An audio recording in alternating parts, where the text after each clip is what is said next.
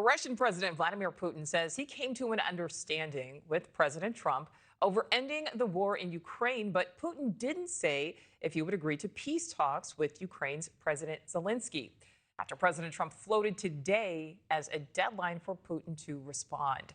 NewsNation's Robert Sherman is live for us in Kyiv. And Robert, we know President Trump, who promised to solve this conflict really on day one, seems to be growing more and more doubtful. Yeah, I mean, certainly we're getting down to crunch time here, Nichole, with the president saying, in the coming days here this week, he loosely pointed to all of this as being the deadline here for Russia to make strides towards peace. And you see where Russia is today. President Putin at this security conference meeting with many world leaders, such as President Xi Jinping of China, the leadership in Turkey, North Korea will be there this week as well. And the whole focus of this event is to counter Western influence in the world, an eyebrow raiser in and of itself. But President Putin leaving the door open for the possibility of a window being available for a deal. Here's what he said. We value the efforts and propositions to solve the Ukrainian crisis of China, India, and other strategic partners of ours. The mutual understanding that was reached at a recent Russia-U.S. summit in Alaska heads the same direction, I hope. I pave the way to peace in Ukraine, I hope. President Trump has threatened to issue more economic tariffs if he doesn't get what he wants. And this is what he posted here.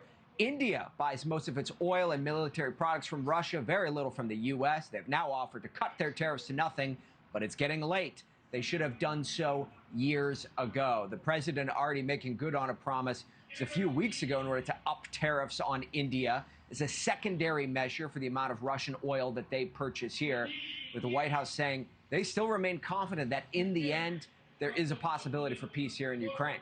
Nichole? Right. And Robert, the European Commission is saying they believe their planes' GPS systems were jammed by Russia. What more do we know? Yeah, this is something that just came down here. Ursula von der Leyen, the president of the European Commission, in recent days has been visiting many of these, what they describe as frontline states, all the countries in Eastern Europe. And she was on her way to Bulgaria, in which they say that there seemed to be some kind of GPS jamming that took place as the flight was making its descent in. Everyone is fine on the plane, but the European Commission making no bones about it and pointing the finger directly at Russia. Listen for yourself.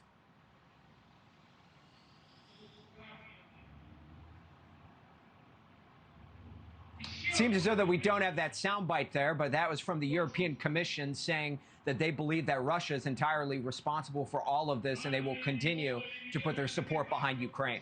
Nichole? All right, Robert Sherman on the ground for us there in Kyiv. Robert, thank you. Thank you for watching. Subscribe below and download our NewsNation app right now on your phone, and you will get fact-based, unbiased news for all Americans.